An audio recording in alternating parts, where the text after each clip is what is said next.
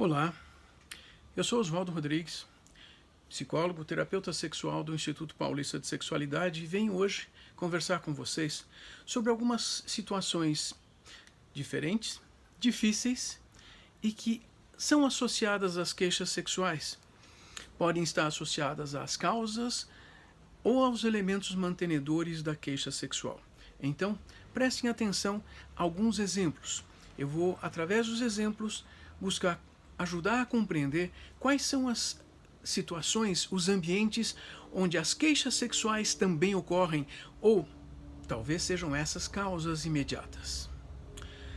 Eu posso imaginar uma série de situações, mas quero descrever para vocês situações reais, verdadeiras, que me apareceram no consultório nas últimas décadas. Então, vamos pensar como que os casais lidam com problemas sexuais.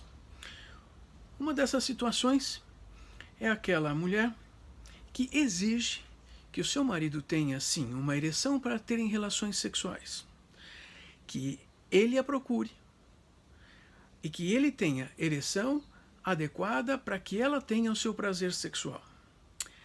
Ela exige o sexo, ele tem um problema sexual, ela exige que ele se trate, mas ela não quer participar do tratamento.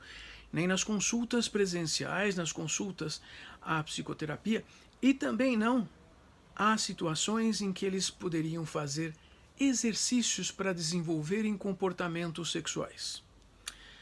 Ora, o sexo é feito a dois. Então ela está fazendo algo que não é exatamente aquilo que vai ajudá-la a resolver o problema dela. Nós temos dois, só um querendo trabalhar e o outro esperando que as coisas aconteçam. De verdade, alguém poderia questionar, mas não seria possível, quem sabe, apenas ele se tratando, resolver o problema? É possível, já havia acontecer, porém levando muito mais tempo e com bastante sofrimento para os dois. Outra coisa interessante, acontecia muito mais há algumas décadas, mas ainda acontece. O homem chega com um problema sexual e ele não quer que ela saiba, a esposa, ele não quer que ela saiba que ele faz um tratamento. Então, quando solicitamos a participação da esposa, seja para uma primeira consulta, seja para a participação do tratamento na psicoterapia, ele diz que ela não pode, ela não deve. Existem algumas situações, alguns homens que achavam que a esposa iria ficar muito constrangida falando sobre sexo na frente de outra pessoa. Então, a princípio, ele já não quer que ela participe.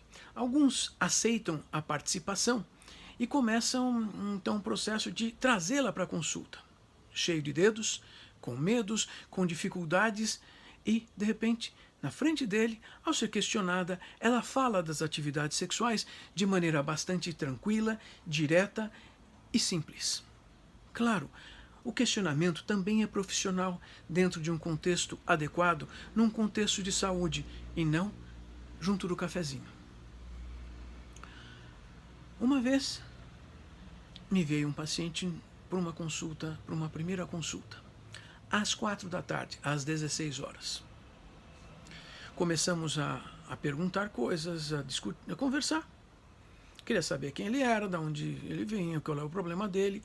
Com 15 minutos de consulta, ele me olhou e começou a mostrar o desconforto e o desespero dele. E daqui a pouco ele conta. Mas eu preciso resolver isso agora, porque daqui 1 hora e pouco eu tenho um encontro. E eu marquei um encontro exatamente depois da consulta, porque ele pensava que nessa consulta única, imediata, já teria a solução para o seu problema. Muitas fantasias e imaginações ocorrem por parte das pessoas. Todos nós pensamos coisas e muitas vezes pensamos errado. Tive uma situação interessante. Atendi aquele senhor para um tratamento de um problema sexual. Ele resolveu o problema sexual dele. Maravilha. Alguns anos depois, ele me telefona dizendo que ele está indicando o filho dele, mas que o filho não sabe que ele passou pelo mesmo problema e ia se tratar com o mesmo terapeuta. Às vezes temos alguns casos que soam bastante anedóticos, como esse. É até interessante. Aquele homem sabia que eu podia ajudá-lo, pudemos resolver o problema dele, ele queria ajudar o filho que se abriu com ele, mas não poderia admitir ao filho que também teve problemas. Mas, confrontando as situações anedóticas, existem algumas situações difíceis, terríveis, dolorosas. Dolorosas para nós que passamos ouvindo essas queixas. Também atendi aquela mulher com um vaginismo. Sim, ela já chegou contando do vaginismo e me contou que sabia que tinha vaginismo. E eu comecei a dizer, então, olha, podemos tratar, é possível resolver isso, o seu corpo vai poder reagir de uma maneira adequada a uma relação sexual, permitir uma penetração sem dores. E ela me olha e diz, bem, na verdade, eu contei que ia tratar o vaginismo para o meu marido, porque é ele que paga. Mas eu quero a sua ajuda para eu me separar. Eu preciso aprender como é que eu me separo dele. Porque nesses 10 anos de casamento, tivemos 3 filhos. Mas para cada filho, para cada gravidez, houve um problema. Porque ele teve que forçar a penetração e a ejaculação. E isso trouxe muita dor. E ela falava de uma maneira dolorosa, difícil. E foi bastante complicado entendê-la, ouvi-la. Mas ela teve uma solução. Pensemos em outra situação que também soa anedótica. Então, aquele sujeito com 30 e poucos anos vem com a esposa, ambos casados há 6 anos, e ele me conta que então eles tinham um problema muito sério, porque eles nunca tiveram uma relação de penetração. Ele não conseguia ter uma ereção suficiente e prolongada a ponto de terem uma relação de penetração. Interessante que, claro, eu vou sempre perguntar, questionar sobre como é que é o trabalho, as outras atividades dessa pessoa.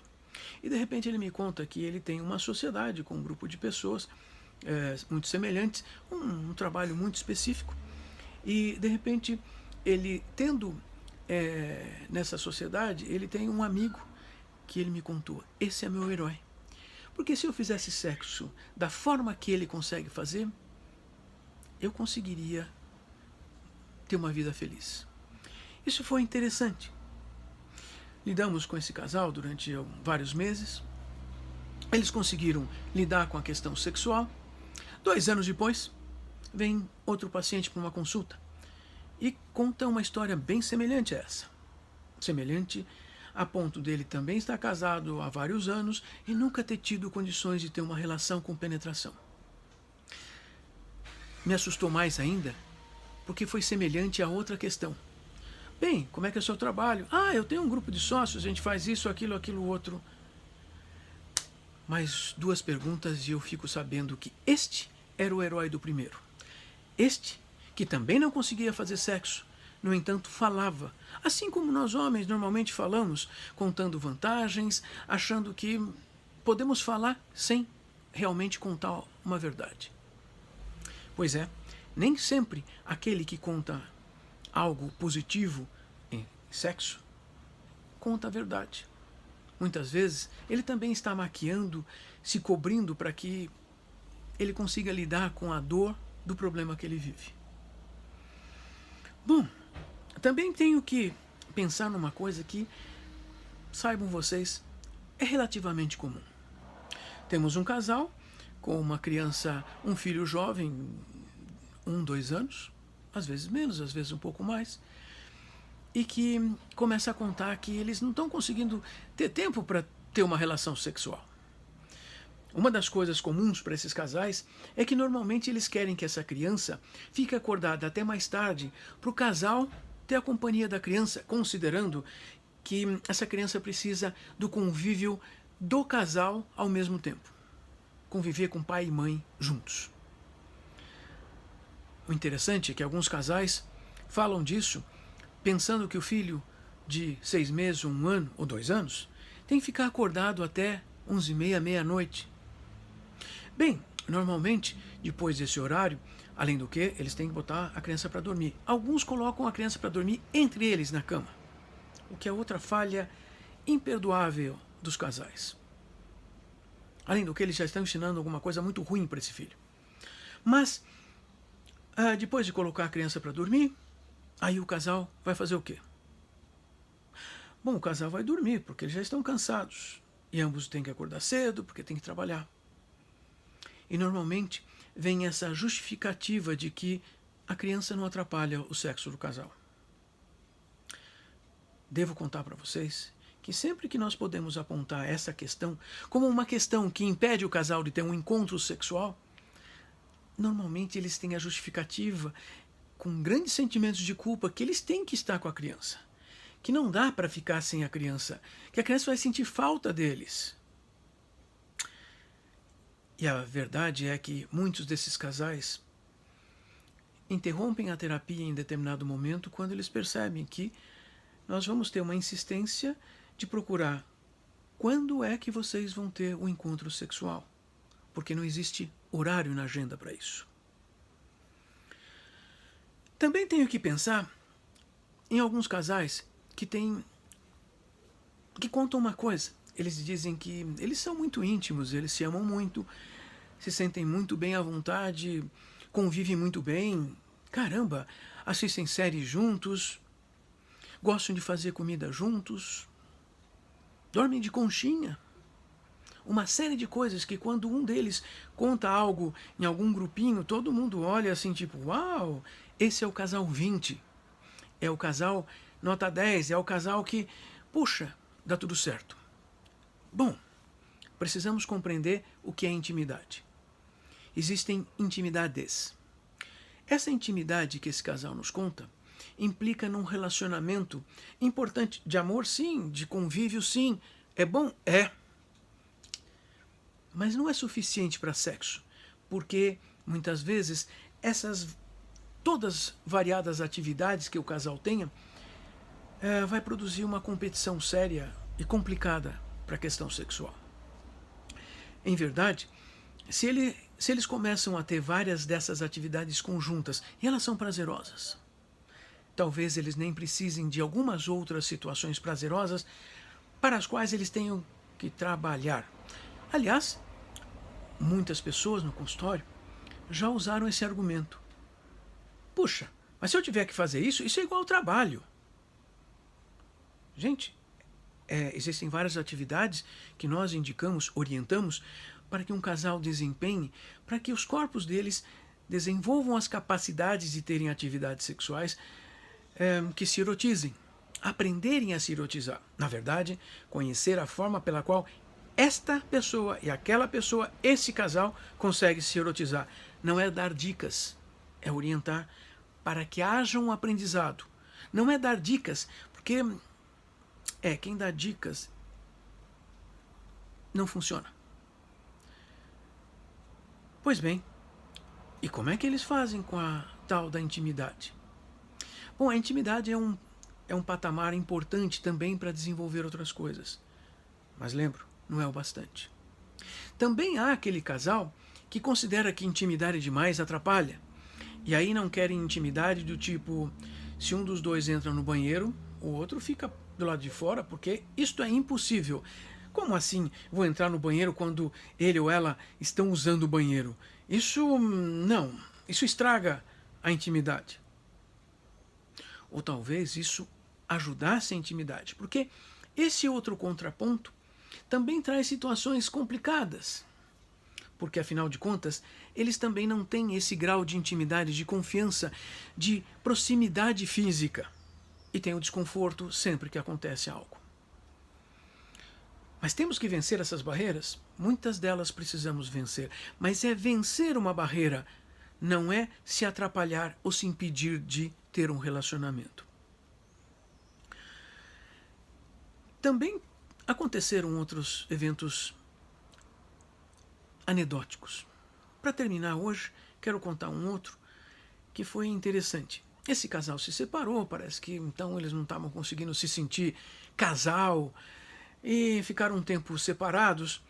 E de repente ele se aproxima de novo e propõe que ambos viajem para ver como é que eles estão, talvez até mesmo reatar. Ótimo. E viajam para um lugar aí, para um hotel na beira da praia, com vista para o mar, um hotel gostoso. Entraram, cada um com a sua mala, porque cada um estava vindo de um lugar. Ele olha para ela e diz: eu tenho uma surpresa. Percebam, surpresas são coisas complicadas. Se alguém vai fazer uma surpresa para outra pessoa, cuidado. Muitas vezes é melhor combinar uma coisa do que fazer uma surpresa que traga mal-estar. Ele abriu a mala e tirou um vibrador, comprado em sex shop. Veja, ela olha para ele: você quer usar isso em mim? Até ela disse para mim que não estava assim tão preocupada, embora ela nunca tivesse pensado a respeito. E ele olhou e devolveu, respondendo: não, é para você usar em mim. Ela arregalou os olhos, foi tomada de um pavor, se voltou para a mala dela, voltou a fechar a mala e saiu correndo, literalmente pegando um táxi no aeroporto para voltar para casa, e não queria mais saber dele. Vejam, muitas vezes, conversar é a melhor forma de produzir uma coisa sexual. Todos os exemplos que eu disse exigem uma conversação. E talvez a conversação exija uma terceira pessoa, um psicoterapeuta, que ajude o casal a lidar com as diferenças e a solucionar problemas, desenvolver métodos para a solução de problemas. Pensem nisso. Eu deixo vocês agora e nos ouvimos em outra oportunidade. Venham conosco nos nossos contatos nas mídias sociais, no YouTube, no Instagram, no Facebook, no Twitter. Escrevam para nós um e-mail, mandem mensagem no nosso WhatsApp. Estamos aqui para ajudar. Até mais.